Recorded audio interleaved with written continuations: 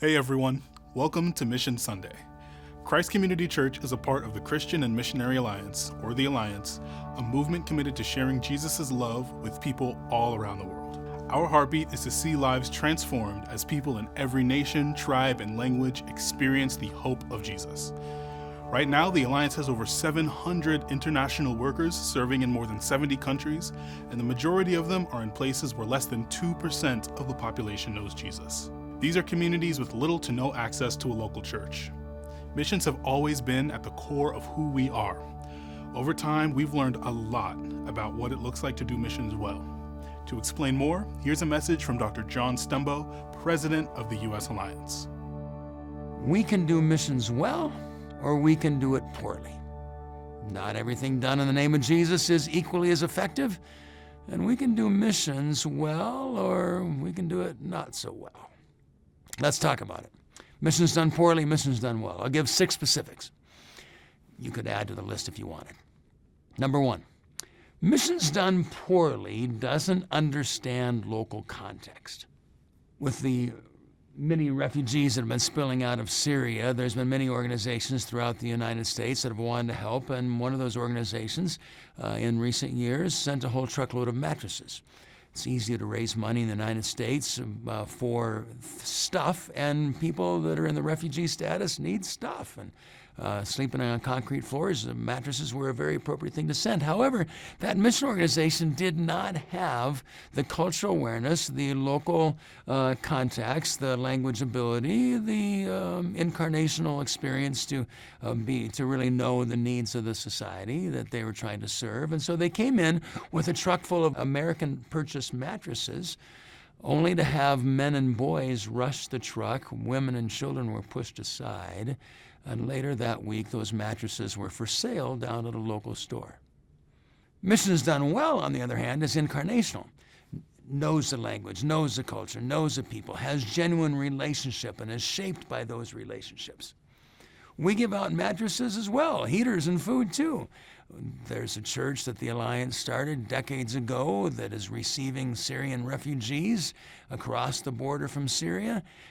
And GCF-supported teams, comma staff, have worked together with that local church doing fabulous incarnational ministry where 4,000 families have now been served through the Alliance in very meaningful, personal ways, going home to home, tent to tent, apartment to apartment, finding out what the needs are, delivering those goods, developing relationships, doing so in the name of Jesus in a manner that strengthens the local church, is respectful of the immigrants themselves, and does the distribution of the necessary goods.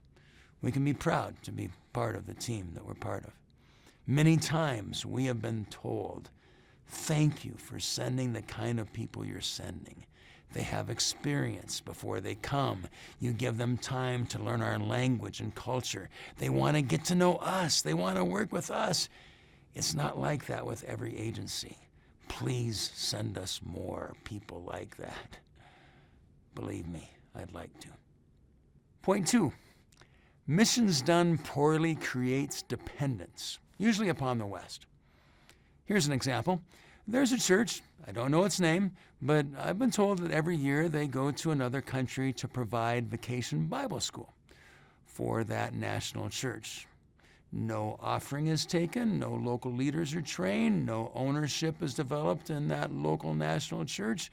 Why would they need to develop ownership? Because the outside group is coming every year at great sacrifice to themselves, raising lots of money and committing themselves to go do this beautiful ministry where they're sweetly showing the love of Jesus. I'm not questioning their intent. I'm questioning their strategy, where this U.S. church is actually creating dependence upon themselves by their lack of incorporating that church in the children's ministry, training them how to do so in such a way that in a few years they could move on and do it for somebody else, leaving behind a sustainable ministry. That U.S. church needs to shift from doing for to doing with, so that they're not creating Western dependence. Meanwhile, missions done well create sustaining local ownership and control. I pray that every Alliance leader will clearly understand and value the significance of establishing networks of indigenous churches that are self-supporting, self-governing, self-reproducing, and self-theologizing. That their understanding of the gospel and the scripture is not just a transplant of Western interpretation. We have a long history of establishing networks of churches who fund themselves, lead themselves, multiply themselves, and educate themselves. This isn't just good economics, this is good missiology. Missions done well create sustaining local ownership. For example, the Alliance Church of Indonesia has the goal of planting 500 new churches among some of the world's least reached peoples. A couple decades ago, the local Alliance Church leaders in Hong Kong kindly said, in so many words, "We're ready to do this on our own. We don't really need you anymore. Why don't you reposition your missionaries elsewhere?" Well, we did. And the Alliance of Hong Kong is now one of the most significant denominations in the entire region, sending out some 140 missionaries of their own to 10 other nations. Democratic Republic of Congo, DRC, some of us remember it as Zaire. An entire network of national church-run clinics, a university, entire school districts entrusted to them by the federal government, 1.5 million Alliance believers and growing. We couldn't, we shouldn't run all that from the U.S. Missions done poorly creates dependence, instills weakness. Missions done well creates the strength of sustaining local ownership. Point 3, missions done poorly makes our engagement the goal. Now I'm warning you, this is a hot one, because as church leaders, we can easily perceive our role as engaging as many people as possible in missions, and that being the central goal. Because we feel really good when we get lots of people to go on a short-term experience, and we feel badly when we have to cancel that trip for lack of interest. I get it. Missions engagement is a good thing. Missions won't happen if no one is engaged. This is one of the great things about being part of the Christian Missionary Alliance, that most of us have churches that have a higher level of engagement than the average evangelical church around us. Money is only one measurement, but Alliance church members giving to missions, although far from what it once was, still leads all evangelical denominations. But all that being said, missions isn't about us doing something meaningful. It's not about you. Leave it to the American church to make missions all about us. The true goal of missions is lasting fruit. Souls, disciples, Jesus being loved, worshiped, and obeyed by every tribe, tongue, language, and people. Networks of reproducing churches who become missionary sending churches. That's the goal of missions. So, missions done poorly makes missions about us. Missions done well realizes that it's about the fruit. Number 4, missions done poorly has little or no accountability. A new pastor came to one of our Alliance churches and noticed that they were giving tens of thousands of dollars to an organization he had never heard of, and he began asking questions. And he was assured by the elders and church leaders that everything was good, it was a great organization. And he kept pressing and said, shouldn't we go see what our money's doing? Shouldn't we explore some of this for ourselves? And after a number of years of prodding, he was finally allowed with a few other church leaders to go and just do a little accountability check to see where all these monies were going. When they got there, they were saddened and stunned to see that this ministry wasn't a ministry at all. The stories that the leader was telling were actually true, but they weren't his stories. There was nothing that mission was actually accomplishing other than being a recycling of other ministries' stories, but raising a whole lot of money on the basis of it. Now, obviously, that's an extreme. I was recently in a very restrictive country meeting with a national church leader who told me a similar story from the opposite end. He's telling it from the recipient end, how he had gone to another country and had unannounced walked into a missions office and saw his country on their publication list and on their walls and in their promotion, and they were raising money based on ministry that they were doing in his country. And he walked out of that building and wept, because while they were true stories, that mission that he was just in their building of wasn't doing any of those ministries. There wasn't an ounce of bitterness as he told me the story. He was just truly saddened that here was an organization that didn't have the credibility to actually report accurately. And, as he told me the story, he commended the Alliance as one of his few trusted partners. Missions Done Well, on the other hand, has a solid system of accountability, including financial and mission strategy. Workers from other organizations have expressed their gratitude to the Alliance when we've come to the area where they're attempting to work with unreached people. They found access into this limited access country, but once they got there, ministry was far more complicated than they had expected. They had limited support from their home office and hadn't discovered a solid strategy to reach people. Upon our arrival and establishing our work, they've come to us and said, "Can we join your work? We've been looking for something meaningful to do." And often we are able to utilize some of these other godly people from around the world who are looking for a way to express their mission's heart.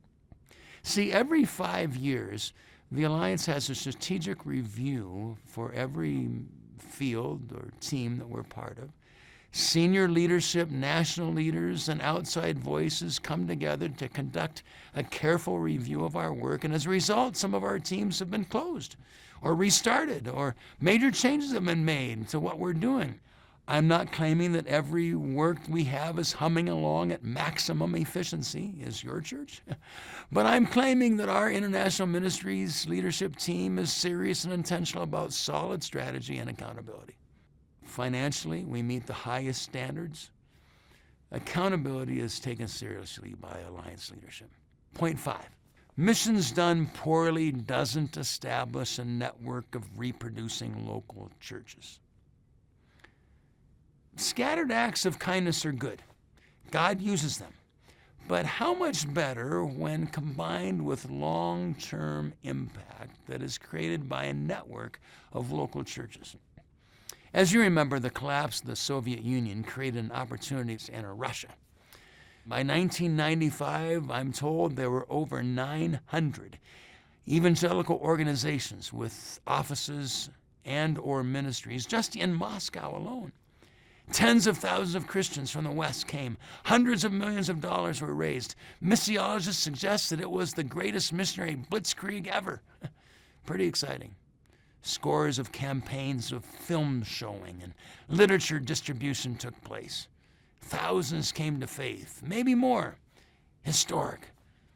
However, by the year 2000, over 800 of those 900 organizations were no longer active in Russia. They left behind some literature and movies and believers, all good. But if we don't leave behind a sustainable church, we've not completed the missionary task. Missions done well establishes networks of reproducing local churches. I'm pleased to remind us that the investment we made in decades past through the Great Commission Fund have reaped some awesome dividends.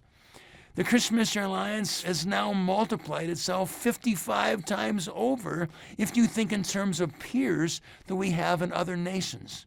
Just like we have a U.S. alliance, there are now 55 other national churches that are part of the Alliance World Fellowship, 5 of which are larger than the U.S. alliance, more than 20 of whom are now mission-sending churches. Did you hear that? 20 of our national churches around the Alliance World Fellowship are now sending missionaries themselves. Investment well made, mission strategy well implemented. Number 6, and finally, as a result, missions done poorly is unsustainable. Not understanding the local context, creating Western dependence, thinking it's all about us, having little accountability, and not establishing a network of reproducing churches, missions done poorly simply isn't sustainable. God will use the short bursts of enthusiasm for some global cause that many Christians view as missions. But when the missionary leaves, will the fragrance of Jesus remain in that location?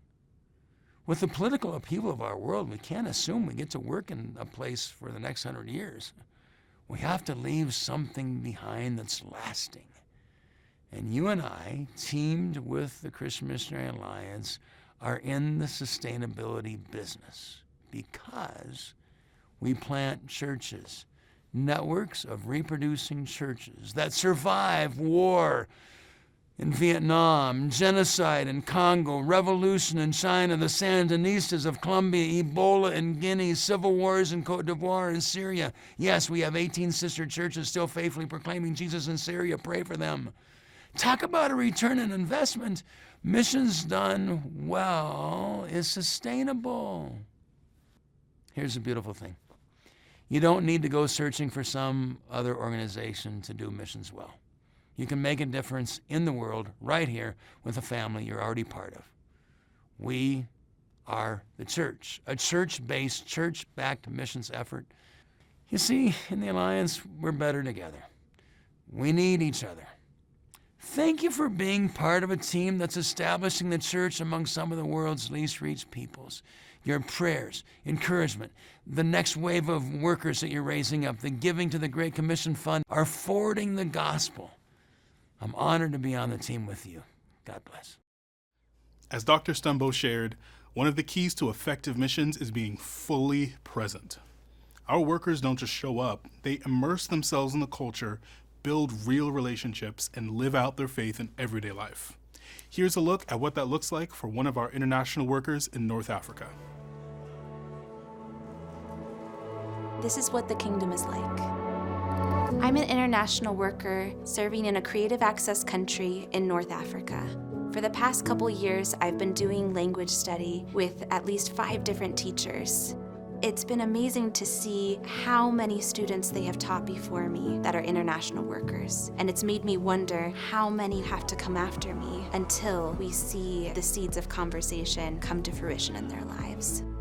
Language learning is sharing life. And as we share life together, trust grows. As trust grows, they're a little bit more willing to hear about my faith and a little bit more willing to let me share parables from Jesus. I was surprised that one of my teachers brought up some conversations of faith. He asked me if I felt peace when I read the scriptures, and I quickly saw he hungered for more information about my faith. He would pick up any book that he could get his hands on and was falling in love with Jesus. When I think of how many seeds, not just me, but all of those other international workers that have gone before me have planted, it could be easy to get discouraged. But then I think about what Jesus says about the kingdom of God. The kingdom of heaven is like the yeast a woman used in making bread. Even though she put only a little yeast in 3 measures of flour, it permeated every part of the dough. If just a little pinch of yeast can permeate every part of the dough, how much more the Bible and God's love for us can permeate every part of a human being. I think of what Jesus says when he talks about prayer. He used this story. Suppose you went to a friend's house at midnight, wanting to borrow 3 loaves of bread. You say to him, "A friend of mine has just arrived for a visit, and I have nothing for him to eat." And suppose he calls out from his bedroom, "Don't bother me. The door is locked for the night, and my family and I are all in bed. I can't help you. But I tell you this, though he won't do it for friendship's sake, if you keep knocking long enough, he will get up and give you whatever you need because of your shameless persistence. And so I tell you, keep on asking, and you will receive what you ask for. Keep on seeking, and you will find. Keep on knocking, and the door will be opened to you.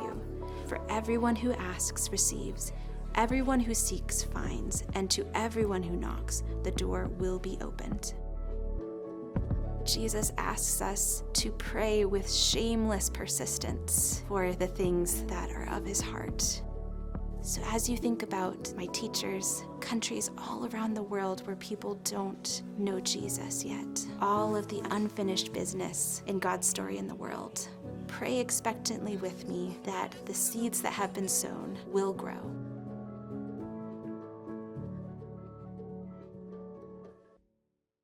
Prayer is one of the most powerful ways we can be a part of this mission. Let's commit to praying for those who haven't yet heard about Jesus, for the workers who are bringing hope, and for God to move in ways beyond what we can imagine. Finally, we want to share a powerful story from an international worker in Southeast Asia, a story of persistence, of faithfulness, and the hope that we have in Jesus. For me, my question is why it happened to him. I didn't question God much, but I just questioned like, why him? why him? Kang have an accident that nobody should survive. Everybody would think that he was not alive. God intervened. The power of Jesus healed him. He became a passionate evangelist. All he knew that go and share the gospel. That's his passion. This guy has just a simple motorbike and just travel. We cannot catch up with him. Through the sharing of his testimony, 7 churches established. It's amazing. It was amazing. God's hand was upon him and people were coming to the Lord left and right. His main purpose was to witness good news of Jesus Christ to all his brothers and sisters. And as a result, most of his siblings came to Christ, and one of them was Ian. My brother used to be a mean person. He was selfish. After praying, he had love for others. He shared his faith. He was filled with compassion and kindness.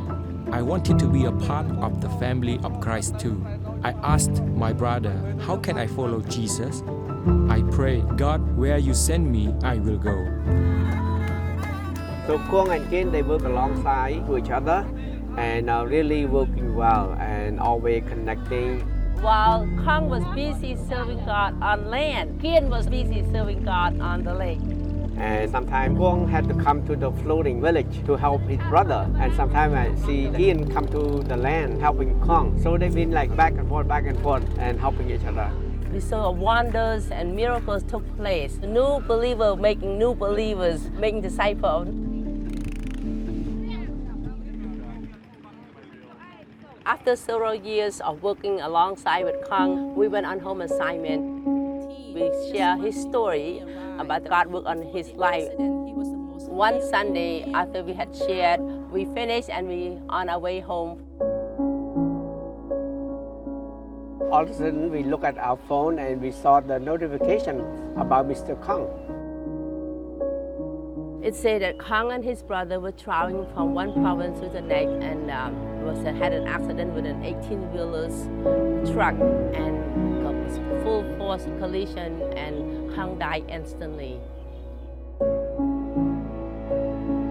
I probably read again and again, and I just say that it could not be true. It could not be true. I just so overwhelmed at the loss and I grieve. This is like my brother to me.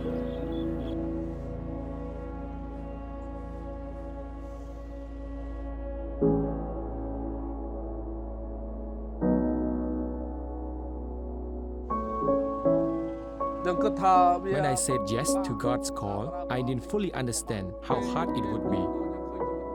Following Jesus means carrying my cross just like he did. He had planned to partner with his brother, hand in hand serve together. Now as though God was removing his right arm. Shortly after Kang's death, we heard that Kian quit his job. He had a good, successful, prominent government job. We asked him why you quit your job before retirement and you lose all the benefits and to serve without receiving anything. He said, life is short. People are dying every day. I see sheep without a shepherd and I'm ready to take care of them. They are lost and confused. I have no reward on earth to offer them, but God promised a bigger reward. Kian calling is to the floating village. Sometimes he traveled even if he didn't have any money, and Kian just like compelled, like I had to go, I had to share the gospel. Life is too short. Even to risk his life, he would do that because of the gospel. Kian said, my brother did his job and he did it well. Now it's my turn to carry on the torch of my brother. You're always with me.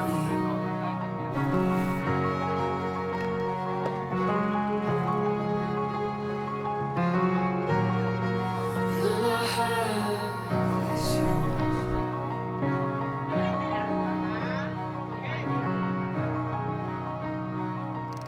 The floating village is very hard to reach. They don't have anything. They don't have any position. They never hear the gospel. That's why the goal is to go to them. It's lonely place, so they welcome to visit and they felt encouraged and felt love. Wow, you would come all this way using precious fuel and come to visit me. Kian demonstrate that love of Christ by go visit them, even nobody willing to go to them. Can you count the lines I've crossed you? Prove you're always in my hands. As long as God gives me breath, I will continue to carry on the torch of my brother. And this is what keeps me going in the hardships. My God is faithful. Teach me how to feast and dance when my brother's home again. We still grieve for loss of our dear brother come, and we still don't have the answer. Why? But one day when we go up to heaven, we'll know the full answer. Right now, we just see the evidence that God never abandoned His church. He's building His kingdom in Cambodia.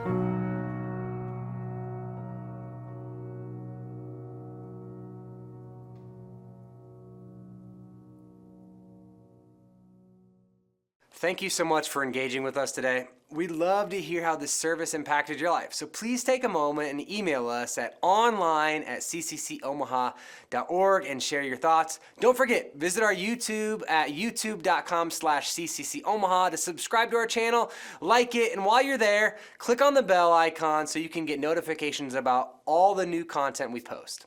God bless.